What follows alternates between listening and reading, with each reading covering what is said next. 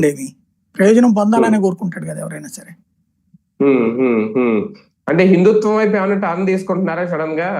ఆయన మీద ఉన్న హిందూ వ్యతిరేక అనే ముద్రని చెరిపేసుకునే ప్రయత్నం ఇప్పటి నుంచే మొదలెట్టారా జగన్ గారు? ఆయన వాళ్ళ గుడి దగ్గర, వాళ్ళ ఇంటి దగ్గర పూజ చేశాడు అనుకోండి, నువ్వు ఇవన్నీ పెట్టి చేసావంటారు. నువ్వు చంద్రబాబు నాయుడు చేస్తారు ఇంటి దగ్గర. ఇప్పుడు దసరా ఇది ఉగాది వేడుకలు ఎక్కడ చేసుకున్నారు? గుళ్ళో చేశారా, బయట చేశారా? మరి అక్కడ దేవుళ్ళ సింబల్ ఇవన్నీ పెట్టుకొస్తారు కదా.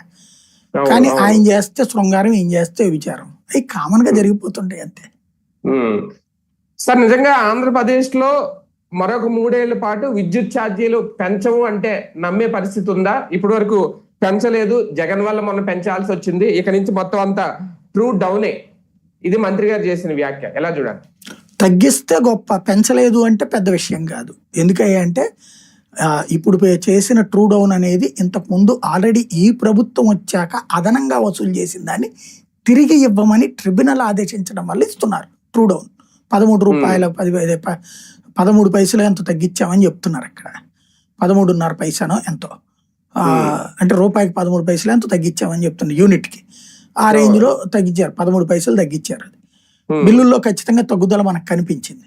కాకపోతే ఆ వార కోతలు ఎక్కువ అవుతున్నాయి, అది చెక్ చేసుకోవాల్సి ఉంది ఎందుకు అవుతున్నాయి అన్నటువంటి. అంటే తక్కువ తీసుకుంటున్నారు, సెకీ నుంచి ఎంత 2.46కే తీసుకుంటున్నారు యూనిట్, దానివల్ల ఇంక పెంచాల్సిన అవసరం లేదు, భవిష్యత్తులో కూడా ఇంకా పెరగదు అనేది. అంటే ఇక్కడ సమస్య ఏంటంటే ఆయన తక్కువ